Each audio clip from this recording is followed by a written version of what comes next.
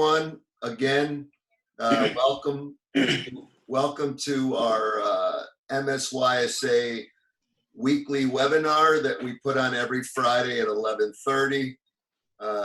We really appreciate, and we feel good, by the way, being the conduit to all our state affiliates, trying to give you up-to-date information, trying to stand with you during these hard times, and trying to bring you information on a weekly basis that's going to hopefully make your lives and your organizations run better. Today, I just want to go over a few guidelines like I always do so that everybody knows how we like to proceed. First of all, if you would, just everybody can listen in the mute mode. That way we don't hear outside noises from dogs barking and wives yelling. Secondly, we want to use the chat feature because later on we're going to have a guest speaker, a high-profile guest speaker today, and I'll announce him in a moment, and I'll let you know when he's coming on. And if anyone has questions, it's always good to just use the chat feature, and then I'll ask the questions. The last thing I always ask, and it's always worked, and we've never had an issue, was to be respectful when you do have a question or if you do want to speak up. And if you do, announce yourself and your affiliation before you speak so we know who we're chatting with. So the first thing I'd like to let everybody know is that we're going to have Lieutenant Governor Boyd Rutherford will be joining us shortly. He was going to be on the call at 11:30, but as politics would have it and all the things that are going on with Governor Hogan and Lieutenant Governor Rutherford, there's a slight delay, and he's going to pop on the call, I think, around noon. And so once he does pop on that call, I'll announce him, and he'll give us a little bit of update, the latest update on what Maryland's doing, thinking, and what we're looking forward to in the near future. So that's going to be an exciting discussion with our Lieutenant Governor. And I hope you guys do enjoy these guest speakers from week to week, because we certainly are enjoying them, and it takes quite a bit of effort to get them to come on because everybody's busy. I do want to report that there are a couple of things that most of you should know, is that we updated some clarification on our website in terms of our recruiting policy. And as you know, today is the 15th, and that is that's the start date for our time period.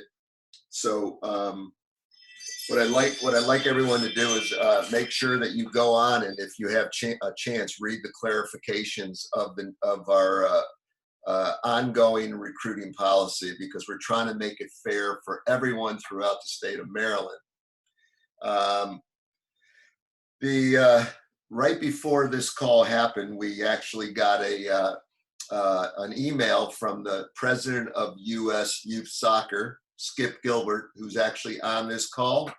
And I wanted to, this is hot off the presses, that the U.S. Youth Soccer and MLS has made a formal partnership that we've been waiting for the last couple of weeks. And it sounds like it's a ratified deal. It sounds exciting. I can read a little bit about what the email says. It says, "Today marks a milestone moment in the history of U.S. Youth Soccer. We are thrilled and proud to announce a strategic partnership with Major League Soccer. This will have an incredible impact on the overall youth player development pipeline in our country. The strength of MLS, combined with the largest youth sport organization in America, creates a partnership that allows every player in the United States an equal opportunity to fulfill their goals and succeed on and off the field of play." So with that being said, I'd like Skip Gilbert, the president of U.S. Youth Soccer, to maybe give us a little more of an update on this wonderful partnership. Skip? Sure. Well, thank you, Mark. Appreciate you inviting me in on this. It was great timing because, yes, this morning, actually into the wee hours of last night, we've been going back and forth with Major League Soccer for weeks trying to get this thing ready to go. Many of you on the call have seen that they announced whatever it was, 80, 90 clubs are coming into their player development pipeline. And they wanted to get that set first and then to be able to unveil that really the driving force behind this is going to be this partnership between US Youth and MLS. And really, what they're trying to do is to be able to define in a really easy manner how kids can be ID'd and how they can follow a direct path so that ultimately, if their goal is to play for one of the clubs, that they're going to be able to have that opportunity. So in terms of where MLS they've picked some of their teams, but the details are still being ironed out in terms of how they're going to incorporate into our system. About a month ago, we had actually thought that they were just going to kind of come in and be a part of what we're doing. But now we're hearing that they want to have full access to our state cup competition, which is going to be huge for all of the state associations. They want to be involved in our national league. And then ultimately, they want to have some presence within the national championship. And to give you a sense as to how wide this could go, there's also an opportunity not just for on the field collaboration, but commercially. Our chief marketing officer, Mike Fletcher, yesterday got a call from MLS's largest licensee saying, we know we can't say anything yet. The announcement has been made, but we want to get ready to be able to jump in with USYS. So potentially now we have to look at the commercial side as to what can we do across all of the states to be able to bring some of MLS partners in to, again, just support this huge mechanism of player development. So more details will come in the coming weeks, but this has been a long time coming. I think part of the discussion started almost a year ago. And again, being able to identify, how MLS through our ODP and then all of our other assets will be able to integrate their teams in. And I know I saw some of the chats, how clubs are chosen. The MLS and through their clubs had identified some teams. I'm sure there are going to be more teams coming in. Some teams might come out, but that will all be defined in the coming weeks. Mark, I'll leave it. Any other questions or anything I did not hit? Anybody have any questions they want to ask or do a quick chat, and I can ask Skip. Hey, Mark, Skip, this is Valtex here. I just got on and I heard the last part about the MLS. How is that going to help the women's or the girls' side with that partnership? That's a great question. And MLS, as much as obviously they're focused on the boys' side of the house, they want to have an equal pipeline on the women's side. And as a matter of fact, just before I jumped on this call, I was connecting with Lisa Levine, the chief counsel and the commissioner of the NWSL. They know what we're doing. They're looking to parallel what MLS has along with NWSL so that we're creating literally one dynamic pipeline for both genders. I will also say that the discussions we're having with USL and Liam O'Connell and his team to be able to ensure that we're not just looking at MLS, we're looking at the entire spectrum of professional soccer in this country and how USYS players will be able to come through the ID program and to be seen, to be tested, to be, whatever, poked and prodded, whatever we're going to do to make sure that the best players are on the field to play. Any other questions? That's a good question. Any other questions? Yeah, there's a question in the chat, Mark, from Steve Senna. How the clubs were At this point, each of the clubs that have their own player development group, and they were picking clubs based on their prerogatives. I don't have the details by how each club went forward, but moving forward, we're going to have that consistency of thought. We're going to have, the ability of how our clubs aligning. And again, based on what we're trying to do with the National League and the showcases, and the ID network, that's all going to come together, and those details will come out in probably the next couple of weeks. Sounds good. Any other questions before we move on? Yes, sir. Something that just was fresh off the presses, an hour ago. So there's a lot more that's going to come out. But we just wanted to inform you that, especially for a lot of the DA clubs and teams that found that they had no home to go to, this is certainly a great opportunity. Okay, so if I don't hear any other questions, we'll move on. Hello. Oh, I see one. Go ahead. Yeah, Mr. Gilbert, Julio Zarate from Pachuca, FC USA. What about the small clubs with with a few very good players, but you're not able to actually participate in big tournaments or even go to the finals of the State Cup? How these players will be scouting, or should we contact somebody to come to see them? What will be the best way to go by? Because I don't think we can just send them to you guys. No, and that's a great question, Julio. One of the things that MLS was really focused on early on in the discussions, and certainly right up to today, is our ODP pipeline. And so the strength of the ODP program within each state, and then you get up to the regional levels and the national levels. I do believe you're going to see a lot more energy being put into kind of redefining what ODP stands for, how kids get involved, how they get seen, so that literally everybody around the country, even if you're in a state that doesn't have an MLS franchise, you still have the opportunity to be able to show your skills. One of the analogies that we've been using actually comes from basketball. And Larry Bird, is from French Lick, Indiana.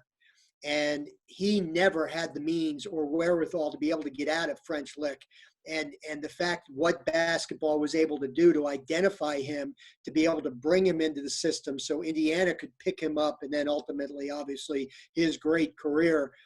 He said often that if it hadn't been for that ability for basketball at the very local level to identify him, he probably never would have been where he is today, or back then. So I do think you will see moving forward that our entire ODB program is going to be re-energized, re-evaluated, re-everything, so that every kid has an opportunity and feels like they have an opportunity to be seen. Thank you, sir. Thank you, Julio, for that question. Okay, so I guess if there's no other questions, we're going to move on. I know that everyone knows at this point that Governor Hogan made an announcement the other day and the state of Maryland is starting to open up in certain areas only, based on the county executives in each jurisdiction. So, for example, some areas are opening up per plan phase 1, and others are still, like Montgomery County, Prince George's County, and I think maybe Howard County are still basically stuck in the mud, and those counties cannot open up yet, even during the first phase. So we don't know when that's going to happen. There's going to be a reassessment of those counties in the next week or two. My guess is, of course, they'll be the last counties to start phasing in the opening, which is a little disadvantage for us who live in those counties. But needless to say, we did provide everyone, and I hope you guys had a copy of it by now. It's on our website, and we did mail it out to club leadership. We do have a return to play protocol. It's pretty intensive. It was well thought out. U.S. Youth also has one that's out that that should be on our website. And like everyone to try to become familiarized with it, because it's a tool that you must use when we get back out on the field. And that goes for the coaches, the players, the parents. So everybody has to take responsibility. It's pretty in depth. In fact, going into that, I'd like to bring on our executive director, Flo Egan. She can talk a little bit more about it, our return to play protocols, and give you our latest update on what we're thinking and how we can help you guys. So Flo? Good morning, everybody. So as Governor Hogan lifted the stay-at-home policy, he also, reiterated a safer at home policy, and he then allowed the local county executives within the counties in the state of Maryland to make their own decisions as far as when they felt each county was safe to reopen. I know, as Mark said, Montgomery County, PG County, Baltimore County, Howard County, Baltimore City, a lot of those counties are still under the stay-at-home, obviously because of the amount of cases and the testing that they have not been able to do yet. But with our return to play policies and return to play protocol and guidelines that up, like Mark said, they are pretty extensive. We are going to ask that it is a fluid document. So we want to make sure that our club leadership, please check the website every day, every other day, to make sure that you have the most updated guidelines at all times. They will be dated every time we make a update to that guideline and protocol. We will date it so that we want to make sure your coaches, and when we are able to get back out on the fields totally, that they have the most updated guidelines in their possession. All right, and just to be clear, the lifting the stay at home, it doesn't mean, by no means, it's not a blanket, permission to return to the fields as we know it, like as we left it, right? Each member, we are expecting our clubs and our coaches to follow the state and local guidelines for the, resumption of play, right? We also, MSYSA provides insurance, liability, excess liability, and bodily injury insurance for our players. Our policy has not changed. Please understand that your insurance is in effect for your activities as long as your activities are consistent with local health and safety requirements that not only the state but also the county that your club is in.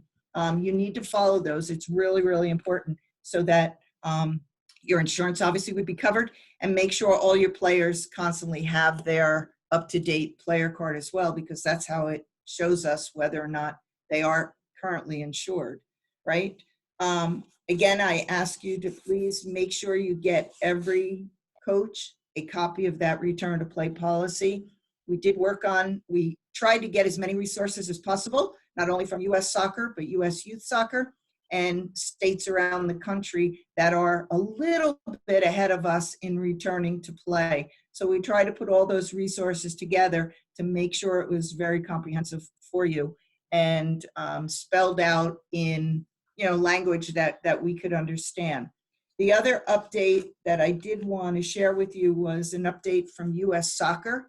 Yesterday, I did get clarification when U.S. Soccer said all of their events are closed down till June 30th. They were talking about, they clarified it and said they were talking about the events that they run in particular. That has to do with the national teams, the youth national teams, coaching education, and referee certification. So we want to make sure that you understand that date did not pertain to state associations in general. Okay, that's pretty much all I have, unless anybody has any questions. No questions? I will make a comment, not because Skip is on. I was thinking about this as Flo was talking, and U.S. Youth, in my opinion, and I think the staff at MSYSA will agree that U.S. Youth has taken a great leadership position during this COVID-19 disaster, and they actually paved the way for a lot of information that was sent out to you guys. And Skip, who's relatively new at U.S. Youth, has taken such an amazing leadership role in steering the ship and getting us all on the same page with updated information. You know, he's taken his time to come on these webinars with us. And so I want to just say, as far as I'm concerned, the state of Maryland really appreciates you, Skip, and really appreciates U.S. Youth taking the lead, because I got to tell you, in the past, it wasn't so, but in the present, it's very so. So we really appreciate it. And I know everyone else who's listening on would agree, because we really appreciate you taking the time to join us on these webinars and constantly providing us with updated information. So thanks again from the state of Maryland. Thank you, Mark. I appreciate that. Well, it's heartfelt. We really do believe it. I did see a question about U.S. Youth Soccer's return to play policies. If you go onto Maryland State Youth Soccer website into our COVID-19 resources, we've been putting U.S. Youth Soccer resources in there as well. So soccer, we have U.S. Youth Soccer, we have MSYSA ones, we have economic ones, we have government ones. So that's, I think, where you'll be able to see that. If it's not there right now, it will be up there very soon. And Alan also will share with the WhatsApp group as well. Okay, that's another important thing before we forget. There is a WhatsApp group that was actually developed by our DOC, Alan Lydiate. It's up to date daily with a lot of information, so it's really easy. So on your cell phone, you know, if you have the app, it dings quite a bit. It's all with the questions, answers, and updates. So it's really a good tool to have, another tool to have. If you have a question about something about your club, about training, about licenses, anything, it's a good avenue to use. So next we have Nate, our Director of Operations for MSYSA, Nathan Meadows, will give us a quick update on registration. So Nathan. Hey everybody, just standing in for Jessica a little bit today. We just wanted to give you a couple of updates. So I know many of you have begun the process of training with the GotSport registration platform, and that training is continuing and is about to move into phase 2. So there will be announcements via email sent out beginning on Monday.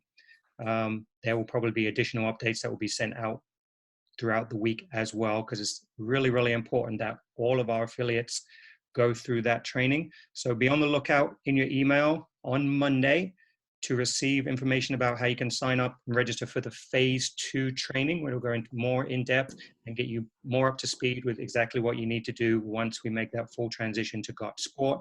And please, as is always the case, make sure that you are checking your junk or your spam folder in your email. These kinds of mass emails do typically and very frequently go to junk and spam. So if you want to make sure that you see it, please make sure you check not just your inbox, but your junk and your spam. And then if you have any questions or concerns with regards to that process, please reach out to Jessica directly via her email, registration@msysa.org. And most of you know with Jessica, she also loves to receive phone calls on her cell phone. So you can certainly feel free to reach out to her that way as well. Just got a quick question I want to read. Do you recommend we check with our counties that we live in when we can begin phase 2 of the MSYSA guideline? Yeah, that's the first thing that we have to do is, and I think Alan will speak a little bit more about that, but we absolutely have to follow any state government or county government health and safety guidelines regarding when we can get back out there? Just checking real briefly, is Lieutenant Governor Boyd Rutherford on the phone call yet? Not yet. Okay. Other thing I wanted to remind everybody that I forgot to say in my opening remarks is that this webinar is being recorded. And we do that so that if you have a chance and you want to go back and listen to some of the information that you hear and you can't remember some of the answers or whatever, you can always go back on our website and listen to the webinar again. It's also a tool for people that actually can't get on the webinar now, but want to listen to it later on, maybe in the evening. So just want to remind everybody about that. So since Lieutenant Governor Rutherford is still not on the line, we're going to go to our latest updates from our DOC, Alan Lydiate. Alan? Thanks, Mark. Yeah, so really my goal is just to sort of clarify again,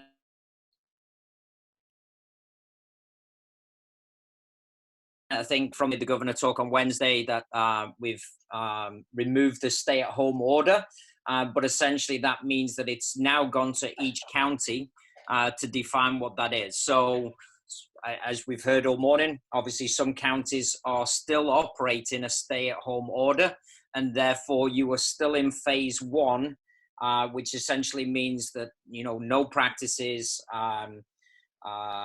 you know, online virtual training, you know, that type of, you know, training opportunity for your players.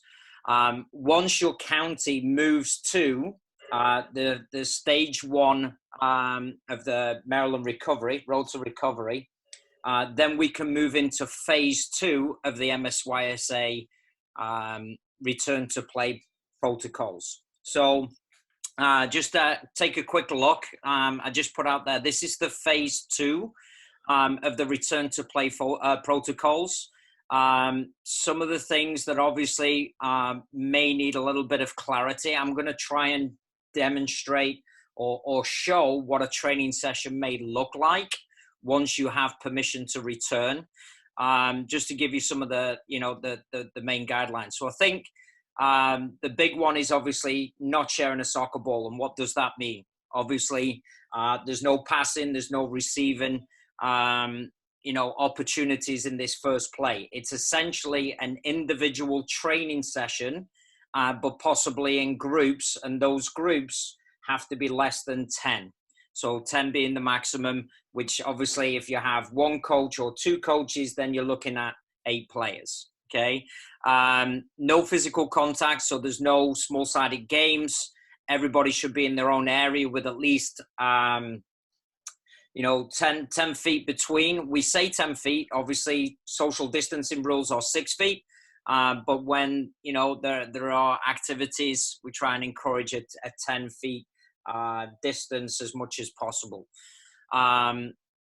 So hopefully you managed to take a quick look through that. If you have any questions, add them to the chat and I'll try to address them at the end. So in terms of what a training session may look like, it is obviously 10 players per half field. So you may do small boxes, possibly 10 by 10 yards. And what's critical here is obviously the distance between the boxes that you use. Every player must have their own ball, bring their own ball. If obviously they're going to be bringing water, you know, and then maybe the backpacks, then I would just say at this first phase, at this phase two, just to leave their bags, you know, at the side of their own sort of marked area. So once they identify their square, everything is there. They're not really going off, you know, and sort of congregating anywhere else. Everything is at arm's reach. So what we have to be really careful of and think about, it's going to be a lot of technical work. We can also add in some sort of athletic development exercises, you know, within that square. But what's really important is, you know, those players have not been, you know, participating in physical activities. So you must make sure that the rest recovery and we're not doing too much too soon, and we ease them back into it. So little exercises, 60 to 90 seconds with about 30 to 60 seconds recovery in between each, possibly while you demonstrate the next activity or the next exercise. Again, no sharing the ball in this phase 2. That will come later. I think that the critical component is if players want to wear masks, they can do. However, we encourage the mask on arrival and then straight after, obviously sanitizing, and all of those policies, or should I say guidelines, are in the return to play protocol. So I just kind of wanted to give you a brief, visual, what a training session might look like. Again, this is, so long as your county is allowing activities. Most of them, I think the big 7 are still at the stay-at-home order. I have I'm in Western Maryland, so we have the unique disposition of we have players that are coming in from PA, from West Virginia. I also have to be aware of that status. So if I have players that are in Frederick County, for instance, they're still on a stay-at-home order, those players would not be able to attend the training sessions. So there's lots of things that we have to think outside of the box, and hopefully we can share some of those experiences. Washington County, where I am, is allowing the opportunity for us to return in less than 10. So hopefully I will be able to gain some experience and be able to share some of those experiences. And then hopefully, as we hopefully move to stage 2, the governor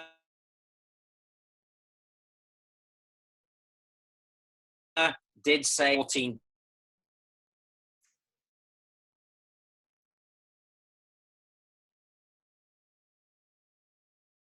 Alan?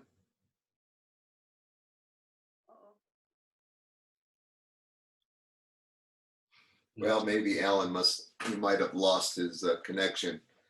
Just want to check now, is Lieutenant Governor Boyd Rutherford on the call yet?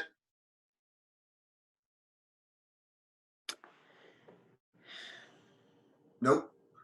All right, so Alan's probably going to call back in, but there's some questions that came up while Alan was talking. I wanted to just kind of go over some of them and see what we can. I'm back on, Mark, if you need me. Okay, go ahead. Sorry. Awesome. Sorry, let me just change this.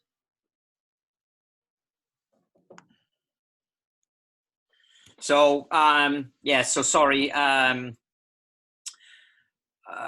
Stage 2, I'm not sure where I was when we left. Obviously, the governor's at stage 1 of the road to recovery. Stage 2 is going to be a minimum of at least 14 days. If we move to 14 into stage 2, then we can move to phase 3 of the return to play. And I think we'll address those, obviously, once we get to that stage, so that we're not confusing everybody about what that means. So right now, yes, no sharing the ball. So there's no passing and receiving exercises. It's essentially an individual training session in a collective group.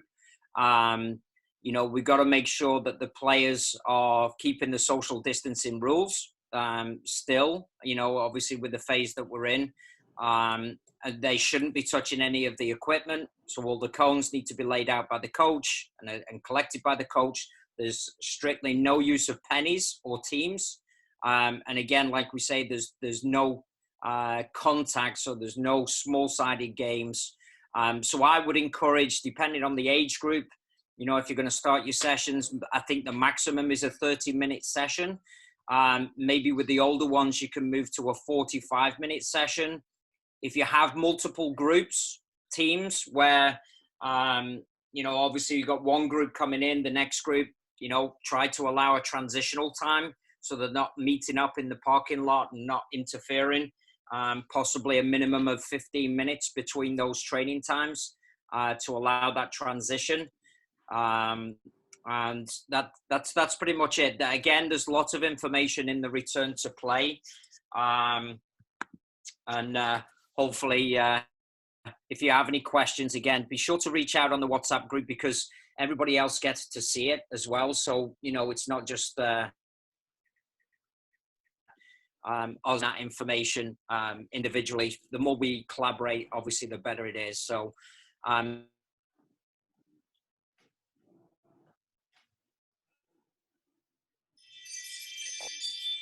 Ellen just got stage fright. Anyway, I want to go over a couple. This happens to Alan every once in a while. Just want to check again. Is Lieutenant Governor Boyd Rutherford on the call yet? Okay, we'll keep moving. Okay, so here's some of the questions. Okay.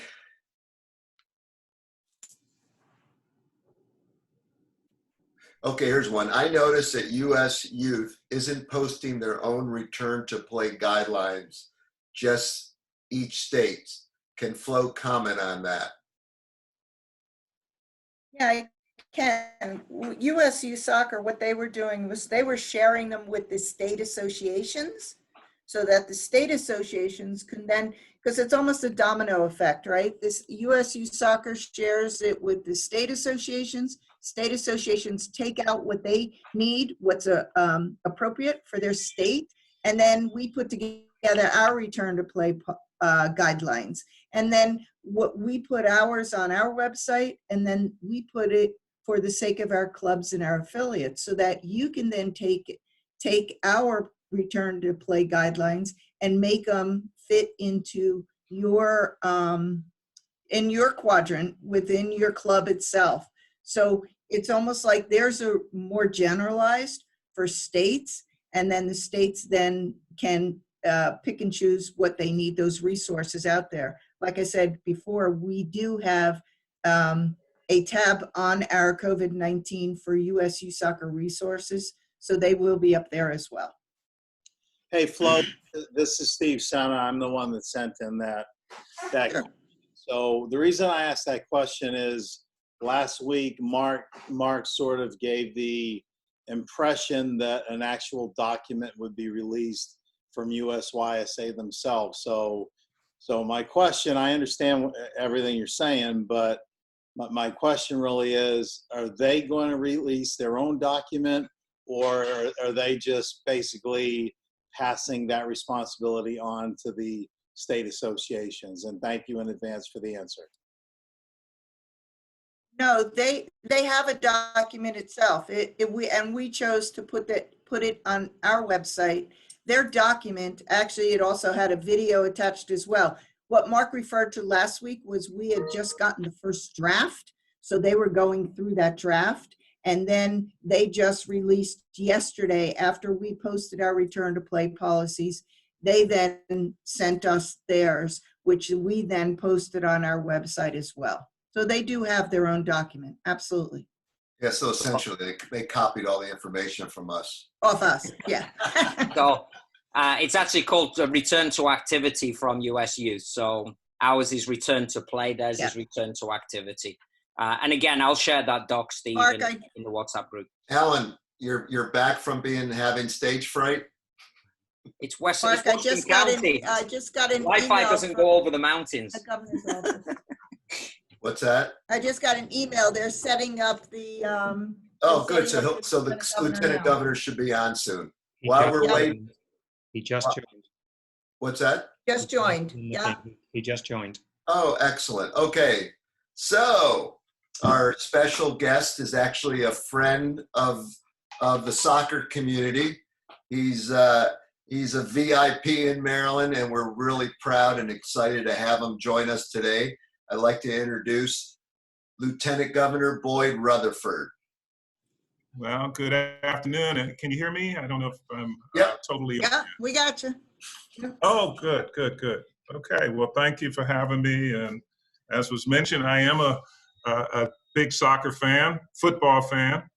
I see all the scarves there behind you.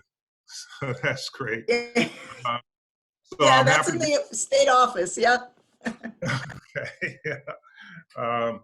Yeah. That's one of the one of the things that separate me and the governor, we root for different American football teams, and he doesn't understand soccer, so doesn't understand the beautiful sport, the beautiful. So I'm just glad to have this opportunity to talk to you all. I know we've all been, or I should say, many of us have been looking forward to getting back to opening up youth sports in particular, and it's a challenge. This whole thing has been, an unprecedented challenge that we've been dealing with. And I will say that the governor does appreciate the role that youth sports does play in our communities. And he knows as well as I do of the sacrifices that, Marylanders and families are making during this pandemic, and it includes in those areas of youth sports and sports in general. It's important to many, not just physically, but also mentally and socially. It's, a developmental area for young people to learn about teamwork, get away from being, I'm going to sound like a cranky old man, being too self-centered, the team aspects, understanding that, getting out and enjoying activities, being active, away from the computer games as we're communicating on a computer. So, we understand that importance, and, we want to see youth sports open up again and open up soon. But we have to make sure we can do it in a way that's as safe as possible, and that is, healthy and safe for you and our children, our families, and our communities. As you know, the governor rolled out his Maryland Strong Roadmap to Recovery, and we announced this week the start of phase 1 in that effort. And starting tonight at 5, or this evening at 5 p.m., we'll be lifting the stay-at-home order and basically advising that it's safer to be at home, or safer at home, public health advisory. And it's all going to be, now counties can pick and choose or decide not to go forward with the lifting of the stay-at-home or various aspects of our phase 1 plan. Montgomery and Prince George's County in particular have stated that they're going to keep everything the way it is, which is understandable. They are the 2 counties with the highest infection rates in the state, and so they're particularly concerned about opening up too soon. Some of the other counties have, from what I've been able to determine, are picking and choosing elements of our plan, but we have lifted the requirements in terms of, certain retail, indoor retail. We've lifted the requirements on those manufacturers who had been closed during this period of time, as well as some personal services, as well as religious activities. Again, it's subject to the jurisdictions, and whatever they can do to make sure that they're opening in a way that is safe and ensures social distancing, or I should say physical distancing, because we want people to be social, and limit capacity in many of these facilities.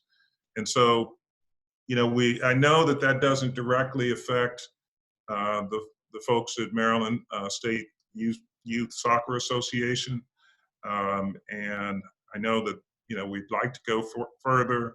I can tell you that Mark and I have both been ones encouraging, and as well as having more of a discussion in terms of the impact of youth sports and when we can do it. And that's both in the conversations with our internal groups with regard to the governor and our immediate staffs, and the health department, but also with the governor's advisory group, which is made up of some of the health professionals at Johns Hopkins, both at the hospital and at the Bloomberg School of Public Health, University of Maryland, and some of the hospital programs like LifeBridge and MedStar in terms of talking to them about the risk and how to mitigate risk when it comes to youth sports and particularly soccer. That's where Mark and I have focused a little bit more of our attention, but baseball as well. So, we have, decided that it is time to start the phase 1, and that's based on seeing that our hospitalizations have leveled to actually declining. The ICU beds have been flat for a good period of time now. I'd say more than 2 weeks, but those have been flat. And our initial concern when the governor was instituting these restrictions was that we didn't want to be in a situation like Italy and New York City was at one point, where the hospital systems, the healthcare systems were becoming overwhelmed with patients and very sick patients. And so we were concerned about that, and we expanded capacity space. We shut down elective surgeries, but and that was intended to flatten the curve, as has been said over and over again. And when we say flatten the curve, we just didn't want everyone to be sick at the same time, because it really would have, like in Italy, particularly in northern Italy, but in Italy generally, and New York, where they had very sick people all at the same time, and there was a need for the additional capacity. We expanded our capacity, and we found that we have flattened that curve. And so we're in a position where we could start to open up the economy more. We're getting more tests online, as well as contact tracing to be able to identify where the infections are and to start addressing that. We're continuing to increase the amount of personal protective equipment that we're able to get and deploy. And so it's that time has come to at least take the first steps, but we have to make sure that the public continues to exercise good judgment when it comes to hygiene, in terms of washing hands, keeping that physical distance, wearing masks when they're in confined areas and public areas. Now, I will say that I think some people are extremely good with the mask. We are concerned that you don't necessarily need to wear the mask if you're jogging. That can be a bit restrictive. But it's good that most people, at least what I've seen, and I do actually shop and I walk the dog, so I do see people, and they are very good, at least where I live, with regard to mask and physical distancing. It does put you off a little bit when you walk up the street and people walk like 20 feet away from you, but at the same time, we realize that what's going on. So, that's where we are. I'd like to hear from you or answer any additional questions that you may have with regard to your thoughts in terms of what we can do going forward with, getting youth sports and particularly soccer back out there and active. Well, thank you. Anybody have any questions for Lieutenant Governor? Can you provide us with some clarity to what the governor's office is thinking about for the next 2 weeks? In terms of just what we're going to look at, we are still monitoring the hospitalizations. Our Department of General Services and our point person on acquisitions is also still scouring even the world, but the country and the world for personal protective equipment. We are, monitoring the amount of infections. We're rolling out more test capacity daily. And while we are not where the governor wanted us to be at 10,000 tests per day, we expect to be there next week. We are getting better in terms of getting the support for the swabs and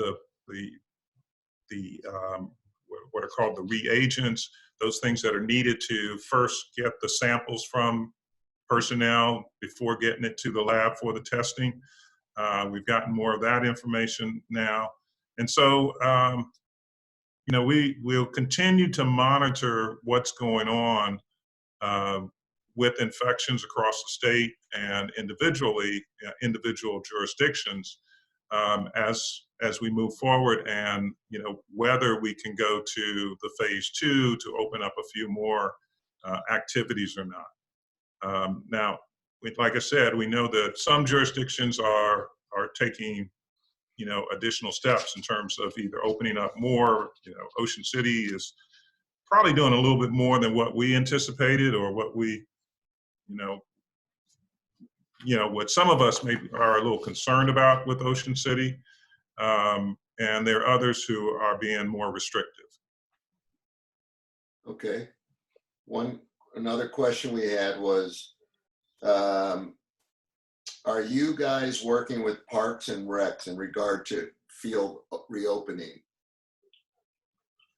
I know there's been conversations with Parks and Rec. I just had a call, days run together. It was either yesterday or Wednesday with our state sports.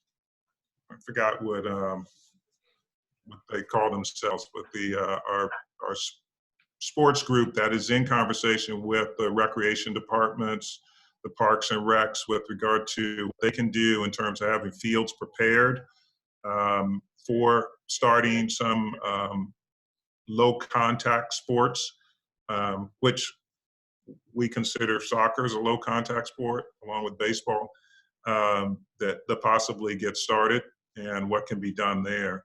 I haven't had that direct contact, but let me see. I know I'm still on, but I'm looking at my calendar to get the exact name of the grouping that we spoke to.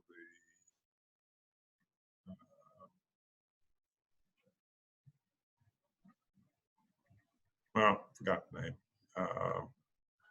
Terry Hazeltine's group. I forgot what his Maryland Sports. Right. Sorry about that. They're part of the Stadium Authority, is where they kind of come out of.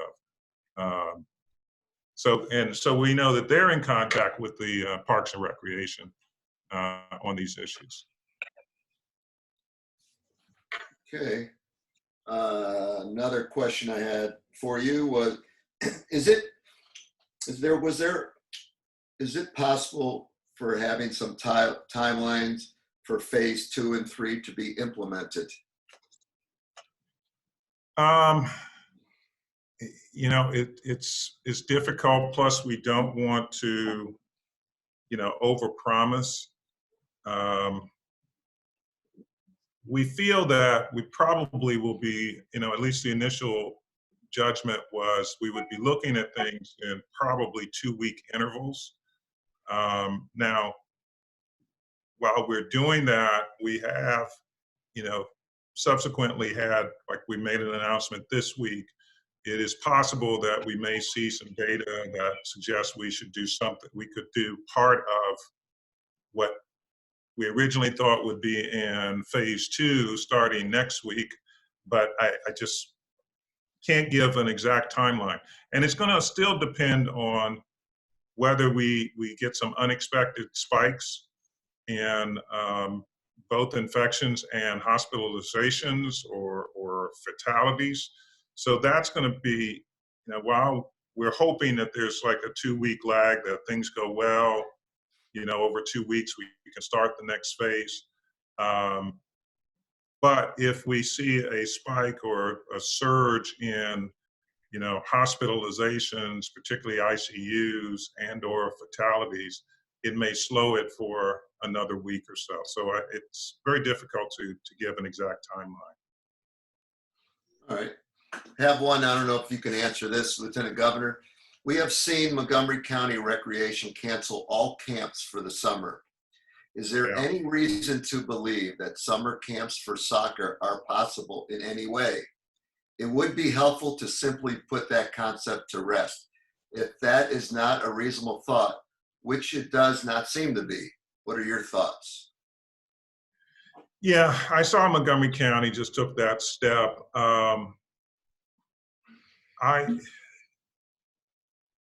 don't know if it's, and this is just my personal opinion. This is not, I don't have the direct say on all of this. One, it is going to be up to the counties in terms of what they do. I know the YMCA is advertising now that they're taking applications for summer camp. So their locations that may not be in, or even if I guess they might, I don't know if they do have any locations in Montgomery County, they're not county related. So it's possible that they might, with the county's approval, be able to open their camp. I don't know what's going to happen. I would hope that we would be able to have camps with, certain maybe restrictions, or at least, a lot of heightened look at hygiene for the kids. That's, they can be, if there's anyone that's sick, then you have to, pretty much shut it down. But one of the things that we've noticed, and this is, it's still early, but in other countries and even here, the infection in terms of the kid, people getting sick has been far less with children than it is with adults.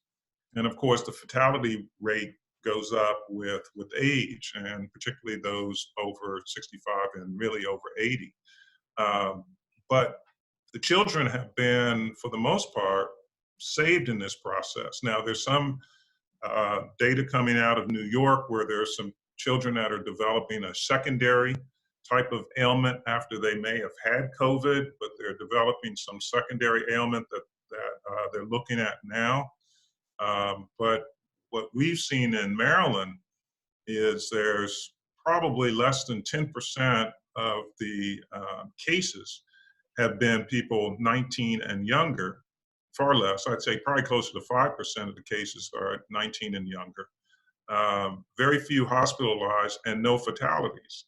So for some reason, the kids, now they can be carriers. That's, well, like they can be carriers of anything else. You ask any teacher and any parent with their young kids, they can be carriers, but it appears as though they just aren't getting as sick. So it seems as though the risk of kids getting this is a little less. I don't know how much less, I'm not an expert, but just on looking at data, that shipping a kid off for 2 weeks, it's kind of like quarantining them for 2 weeks. That, to me, that doesn't seem to be a big risk, but that's me. And I'm not going to be the one making that final decision. What's your best guess as far as getting back to school in the fall? We're certain that you guys have discussed this numerous times. It's a hot topic, and the fall school season is going to be here before you know it. And I guess a lot of it really depends on what happens throughout the summer. But probably you guys are probably keyed into the education aspect of it to get the kids back to school. Yeah, we're all hopeful that, the schools will be back open. I know Superintendent Salmons is looking at that and working with the different school districts in ideas. There are all kinds of ideas in terms of how they're going to do this, how they're going to take the kids back, and if they're going to try to have less kids in a classroom at any one time, and what that would mean. It's going to be like a hybrid of online and classroom, meaning that, one group of kids come to school Monday, Wednesday, and Friday. Another group comes Tuesday and Thursday, and then the next week they switch over, and so that you basically have half the capacity in the classroom, that they can sit further apart. That might work in the class, but it doesn't necessarily work in the hallway and in social environments. And I don't know how you enforce it at the lunch table, for kids and things of that nature. I know that other countries in Europe have already sent kids back to school. I think Korea opened their schools again. So I would hope we'd get to the point where we can send the kids back to school. I think I know we'll be in a much better shape in June and really in just the coming couple of weeks with regard to testing and contact tracing than we are now. And so we will, have a better handle on how much of an infection we do have in our community. And we should be able to, be in a better position to possibly open the schools up. Okay. We have a comment from Val, the coach from the U18 Coppermine. He wanted me to personally thank you for receiving his, coming to his winning U.S. Youth National Championship team. He said it was priceless and a special moment to have the team and coaches meet you in person. So he wanted to reach out and thank you once again. Well, no, thank him and his team, and of course, I'm quite sure it had to do with wonderful coaching to get those kids to that plateau. So, thank you. Thanks for the opportunity. Thanks for reaching out. Because again, now having Mark back on the second floor of the State House means that there are just two soccer aficionados that are there. So it's good to have somebody to talk soccer about, where the rest of them are like, yeah, what sport is that? So. Here's another question. When was the last time you kicked a soccer ball? No, only joking. That's a good question. With last time I kicked one with any real intent, it was probably a good while ago. I made an attempt at dribbling a couple of times, but where I'm really trying to put some leg into it, it's been a good while. So probably throw my hip out of place or something if I, first time. I'll have to warm up and stretch, do a lot of stretching. Okay, so let's see. Any other questions?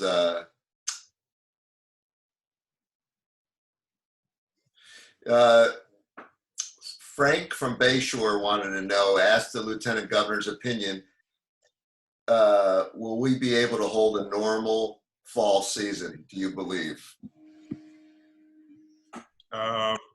I'm always an optimist. I will hedge it by saying I hope so. Yeah, so I hope that will be the case. Yeah. I want to believe that we're going to be in a far better situation, just in another couple of weeks to a month. And I think we'll be much better off in terms of the position that we're in to be able to even address those who are ill, as well as protecting ourselves going forward. So I am hopeful that we will have a season. Now, there may be some, asking for restrictions, particularly as it relates to the parents, which you guys probably love restrictions on the parents. But, having them, making sure they're wearing, a face covering of some sort, that they're not crowding around each other. But I would think so. As far as the kids out there playing and enjoying, I think we should be in a better shape at that point. All right. Any other questions for Lieutenant Governor? I guess that's it. The last one I see here. What is your feeling about Penn State coming into Bird Stadium every other year and killing the Maryland Turtles? Yeah. Well, as and I didn't ask is, that question, Governor. I am a Penn Stater. You're a Penn State. Okay. Mark is a Terp, and I'm a USC Trojan. So I always say Maryland's a basketball team. Or basketball. That's a good answer. Okay, well, I guess really all we want to say is thank you so much for. We know you're really busy and you're bombarded with all this COVID-19 disasters that are happening throughout the country, and you're trying to keep up with it, not only locally, regionally, and across the country, but across the world to see what's happening. So we really appreciate, and I know that we have a lot of people that are on the call, and I can tell you that we really appreciate you taking the time to join us and to kind of give a little bit of clarity to our affiliates across the state of Maryland and DC about the soccer world. Oh, thank you. And we're getting a lot of not questions, but comments saying, thank you so much for spending your time. We really appreciate it. We hope that in another time, you'll come back and join us again. Sure. Hopefully we'll be talking, more positive things about, soccer opening up, and your Roberto Clemente poster that you have. One of my favorite players. He was awesome. Not too many like him, that's for sure. No, a deep right field to third base. I don't think too many players could do that the way. No, he was one of a kind, on the field and off the field. Yeah. All right. Well, thank you all. Thank you again, and we'll be in touch. Okay. Take care. Thank you. Okay, everybody. Now we're going to go into maybe a couple last-minute questions, answers that maybe we can help everybody. Next week, we have scheduled Steve Nichols, the head coach of Loyola men's program, is going to be on, going to chat with us about his version of how things are transpiring in the D1 college level for recruiting, similar to our guest last week that from University of Maryland, Ray Leone, who gave us the input on the women's side. Now we're going to get a take next week on the men's side. So other than that, I think we'll just, I'm going to look and see if we have any other questions that anybody wanted to ask before we, let's see here. There's a lot of comments mostly. Let's see. A lot of our affiliates are thanking the Lieutenant Governor for coming on, which is really nice. And let's see. And I know you guys thought that Penn State question was funny, since I'm a Penn Stater. Let's see. So Val has a question for Alan. Go ahead, Val. Hey, Alan. Earlier you spoke about the grids and the distance between the players. Our club actually has implemented the same. We actually have a video that we're going to send to our parents, right. Pretty much identical to yours. My question to you or anyone in this call is, we had a coaches meeting and we discussed, every scenario. And one of the questions was, should kids wear a face mask?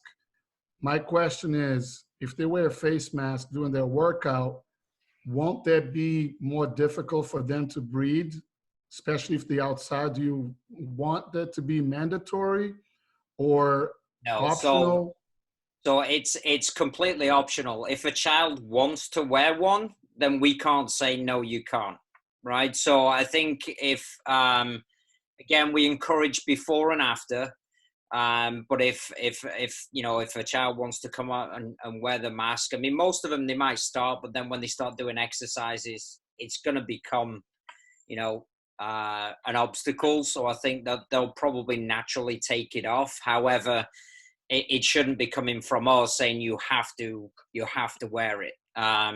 It is optional, and it is something, and the same as well with players attending, right? I mean, we have to make it clear to the parents that this is optional. This is, there should be no impact whatsoever on a player if they choose not to attend.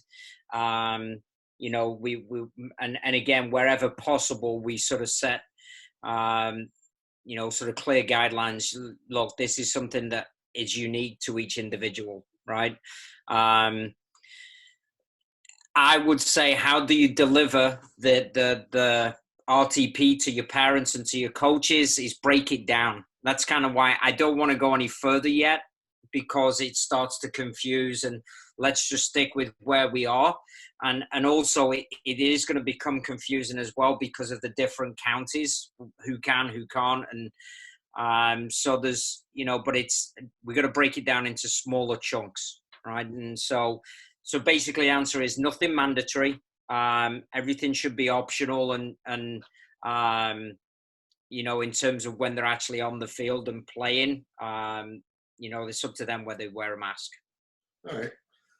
Thank you, Alan. Thanks, Val. Here's a question. What is the position of MSYSA insurance provider in terms of coverage for liability associated with member clubs holding summer activities of any type during the age of COVID-19? Flo, you want me to? Yeah, our insurance policy as a whole has not changed, right? Our insurance covers for general liability, excess liability, and bodily injury. You have to make sure the kids are carded, right? If you're holding a camp outside of and inviting players in that are not U.S. youth soccer players, we have, our insurance covers sanctions events that we sanction as a state association, which is obviously if you have registered players on your field and you're doing a training session, it's a sanctioned event because you have your player passes are carded through the state association. So that's the piece that just be very cognizant of, that if you are holding a camp personally and you have kids come in from other areas, you possibly need to have your own insurance policy for that particular camp, especially if it's an invite to a general public, not just your team or your carded players. Okay. Another question. Any decision on State Cup yet?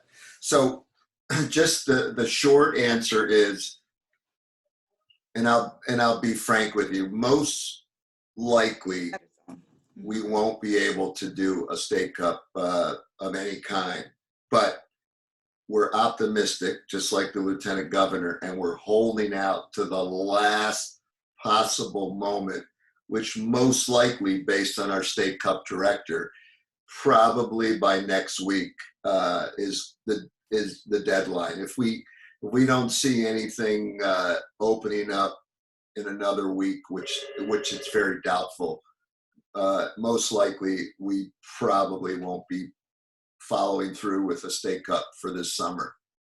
So, but we're holding out that little glimmer of hope that maybe we could pull something out. So stay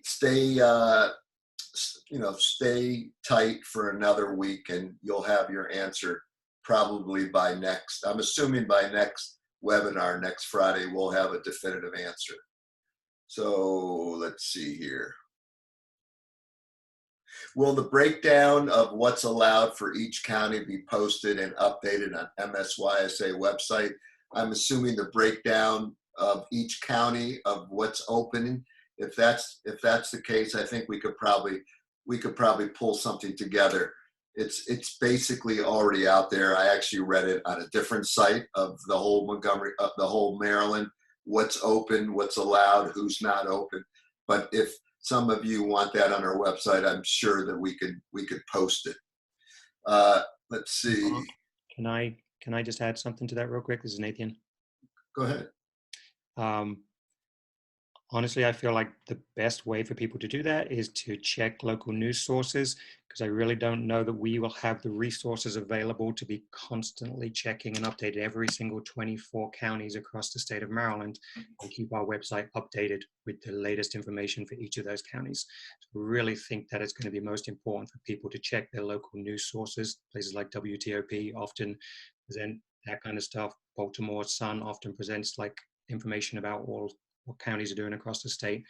It might be difficult for us to, from a resource perspective, keep up with those changes and be able to track those all the time and keep it up to date. All right, thank you, Nathan. Here's a question. Do you also have professional liability as part of the general liability for the affiliates? Meaning like directors and officers. It is not professional. It is general liability and excess liability. We're mandated by U.S. Soccer to have a certain liability limit, and we have more than what the limit is. But they highly recommend that even as a club, you as a club should be looking at having additional insurance for your directors, your officers, cyber insurance, that type of, I would certainly, reach out to a local, insurance company that you use for anything within your club and see what they recommend. Don't go anywhere, Flo, because you're a popular woman, because here's another question.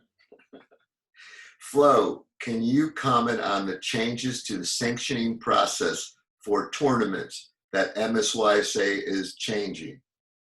Yes, we are currently, just like we do with the return to play guidelines, we are putting together guidelines for tournament sanctioning, which will include what is your plan in place when you're hosting a tournament. One thing you have to remember is that if you are hosting a tournament and we sanction the tournament, you say as a club and as an affiliate of MSYSA, you send in the application for us to sanction that tournament, you become the host. So you are liable for anything that would take place within that tournament.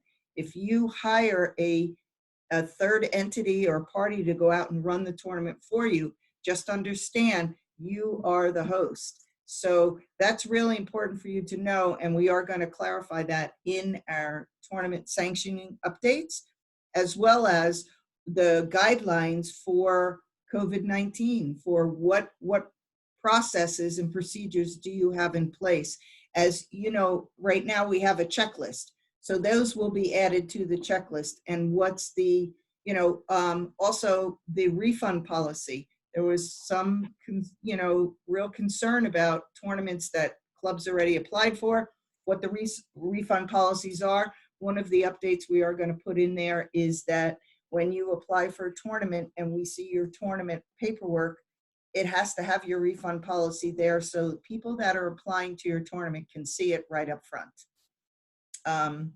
So we are working on those within the next couple of weeks. We will have those. We do have some tournaments applications here in the office that we're waiting to sanction, and we wanted to make sure we have those health and safety updates in that tournament sanctioning piece before we go ahead and sanction those. All right, Steve Sienna, you had a question? I do, Mark, and this one, thanks for letting me talk and ask the question. It's in the return to play guidelines, it discusses that at the club level, we need to have a plan in place if a player were to pop positive and get sick. Now, my question and concern at the club level, obviously there's not much guidance other than the club must have a plan, but I think that's extremely complicated for clubs because you have the situation, the privacy situation where, number one, there's nothing mandated that a parent even has to tell you. We would hope that the parents would tell us if a kid came positive or a family member of a kid came positive, like a mom or a dad that's around that kid in their own home. We would want to know that. Number two, if that was announced, then, how do we deal with that with our club membership? Because we don't want to divulge who that person is with their privacy, with the HIPAA laws and all that. So, I just wanted the state to address that because it's a very, very complicated issue. And thank you. Absolutely. And you cannot divulge that information, just like in public. When you have in your workplace, if you're exposed to someone that has this virus, you're not allowed, you have to keep that person's identity confidential. You just give a general, someone within our training session, family member tested positive. We're just letting you know that, and the key is, you're doing what you can. We're in unknown times, right? The key with that is making sure you're not gross negligent, right? You want to make sure that you're at least addressing it. Same thing with you should not be taking, children's temperatures when they come out on the field. That's you don't want to get into that liability issue. You can ask, are they sick? Do they feel sick? And if they say no, then, you go with what they're telling you. I almost look at it like if you had a training session 6 months ago, and 3 days after the training session, a parent called you and said, my child came down with chickenpox. Chickenpox, again, is it's an illness that is contagious. So how do you handle that? How would you handle that, right? This, again, it's a virus, but we have to at least take every precaution that we can to make sure we try to keep the kids as safe as possible. All right, thanks. So clarification on one of the earlier questions. When it was asked if we could post what counties are doing, what the question really was soccer related, specific. So the request wasn't necessarily putting up, and I think this might even be harder. It's going to be harder for the staff to keep in contact with all the counties to try to figure out who's open and who's not. It's a tough one because it's a lot of work and it changes daily, and it might be better for people in their own county to kind of keep track of what's going on locally. Mark, can I jump in there? No.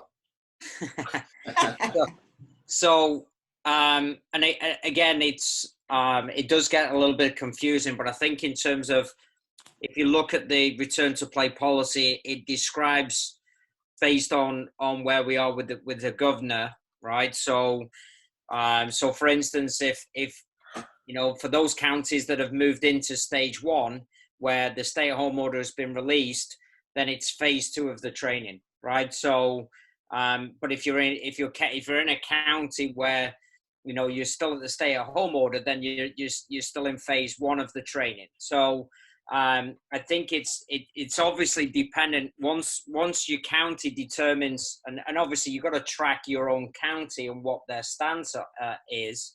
However, for Washington County may be moving into stage 2, whereas Montgomery County may still be in stage 1. So there's always going to be an overlap from here on out in terms of where we are, in each stage. However, the descriptions of what should be done on the field in terms of what's able to do, the guidelines for what can be done on the field is dependent upon the stage set by your county, then the phase based on that stage that you can operate in is listed within the document. So, while each county is going to change, the phase will always be the same based on which stage the county is in, if that makes sense.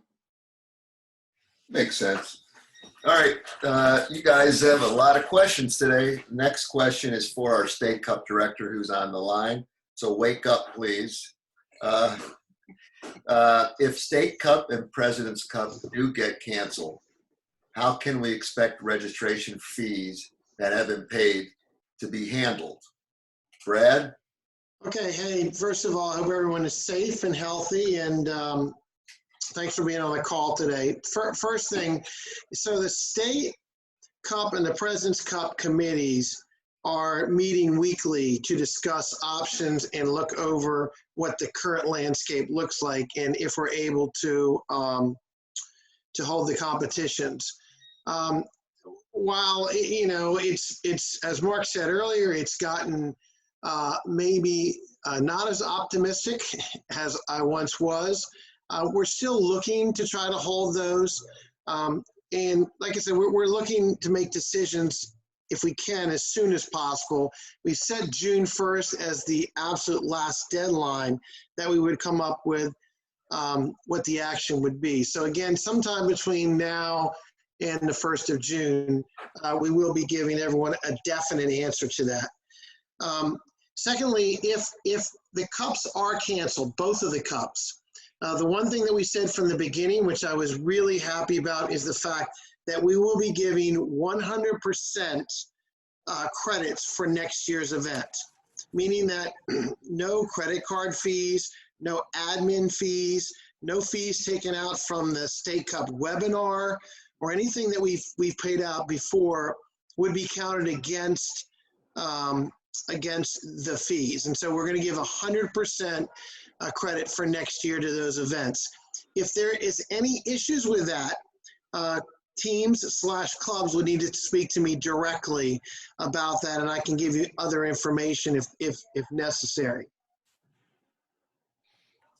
Anything else you'd like to add, Brad?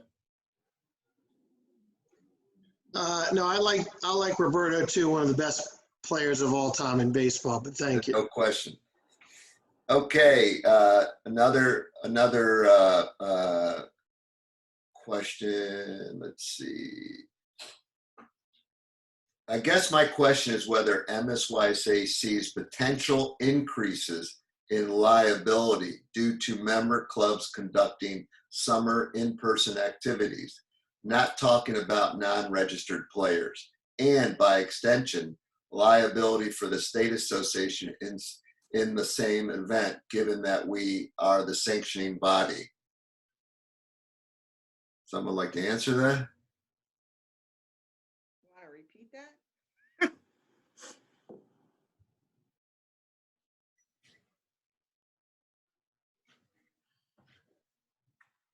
Flo? I just repeat it for me, Mark. I'm sorry, I was reading another one. Oh, it says, I guess my question is whether MSYSA sees potential increases in liability due to member clubs conducting summer in-person activities, not talking about non-registered players, and by extension, liability for the state association in the same event, given that we are the sanctioning body. It's on. It's at 12:50 p.m. if you want to read it on the question. Okay. I would have to, I mean, we're in contact with the insurance company now to figure out what type of liability. Some, state associations have been asked to increase their liability insurance, which is going to cost, obviously, everyone, based on possible liability issue, but we're in an unknown territory. At this point, I don't have that answer.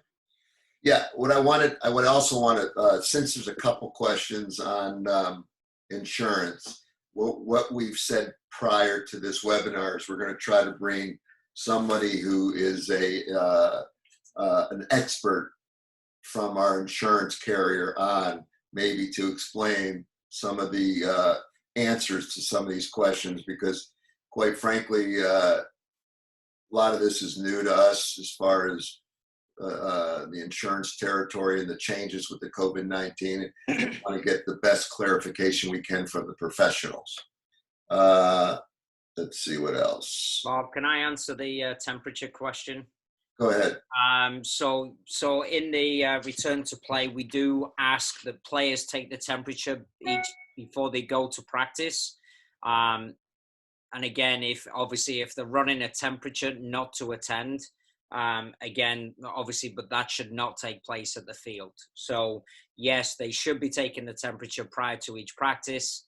But again, that's not our information. That's just a recommendation to the parents prior to attending any events or any trainings. All right, here's a question. U18, Brad, U18, U19 teams, do they get a refund for the cups? As I said previously, any groups, whether that be clearly U19, but any other groups that specifically cannot use the credit for next year just needs to contact me directly. I will say for refunds, we are going to have to we will be having to charge an admin fee for that, only because that's money spent that we can't recover for next year. So anybody along those lines, just contact me directly and we'll work with them, okay? All right. The last comment was Coach Sienna said he's hungry and he wants a hot potato. So with that being said, there's no more questions. I hope everybody enjoyed the webinar for today. Once again, we do this because we want to provide you guys with the best service possible. Keep connected with all of you. I really appreciate everybody that came on today. It was a good crowd. It was a great guest, and it was very informative from the beginning to the end. And that's what our goal is always, is try to help you guys. As far as the insurance clarification, we'll do our due diligence and try to get a guest speaker that can help us answer a lot of these insurance questions. Can I just wait? Well, sorry, one last question. I've just got a message. Apparently, early on in the document, the return to play document, it does say state taking temperature at the field. So that will be reviewed and edited. So we'll Taken out. make that change. So thank you for bringing that to our attention. All right. Mark, the last thing I just want to remind everybody that the state office is in Howard County, so we are still under stay at home, and that please continue to reach out to us via email. We're all kind of working sporadically. We are working every day, but we are all in different places. So please just be patient with us and email us, and we'll get back to you as soon as we can. All right, so once again, thanks everybody for coming on. Please come on every week when you can, because it's we put these webinars on for you guys. And throughout the week, if you have any questions, like Flo said, just reach out to the state office or me. And I'll be happy to try to be a conduit to help you guys get your answers that you're looking for. Stay safe. Remember, the soccer community is a close-knit community. We're working together. We want everybody to survive. We know that some of you are having a very difficult time right now.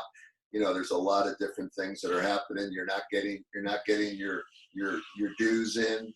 You have major expenses. There's a lot of different things, and we feel your pain. We know what you're going through, and we're hoping that as a collective unit across the state of Maryland, we can all survive this and move on. I think Dan has a question.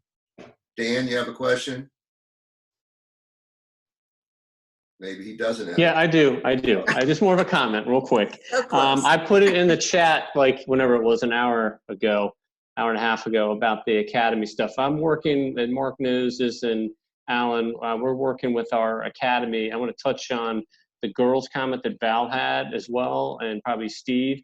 I'll talk to you guys privately about that, but I'm hoping that in about 2 or 3 weeks, obviously we have Steve coming on next week. We're going to have someone from our academy, and it's awesome that Skip was on there today, because there's some moving pieces in, and it's still developing, but I think it was great he was on there to kind of touch on the fact that you got ODP and USYS working with those together. I will just say this, I can't go in and say anything about the girls' side right now directly that everybody would hear, but I would just say that there is something in the works on that as well. Probably you can imagine that's really good, that involves a professional team in the area as well. So hang tight. I know that's vague, but it's good. It's all going to fall under the same umbrella here pretty soon, is what it looks like. We're very excited about everything, and we really can't say too much more at this point because there's a lot of things that are going on in the background, but there's a lot of good things for the boys and the girls. So, hey Mark, could everyone, if they have any extra razor blades, could you send those to Dan? If anybody has any laying around, if you guys could go ahead and send that over to Dan, I'd appreciate it. Thank you. Yes, thank you, Brad. I've been working so hard. I haven't even got a chance. And Eric McAleer, yes, this is real hair. I didn't just glue it on there. Okay, that's for you, pal. You're really silent today. I don't know why that is. He might not be on. So anyway, with that being said, I want everybody to have a great, safe week. We'll see you again in next Friday at 11:30. Steve Nichols will be our guest from Loyola Men's Program. And any questions prior to that, just send them to us, and we'll try to get your questions answered by next week or via email. So with that being said, have a good week, and we'll see you next week.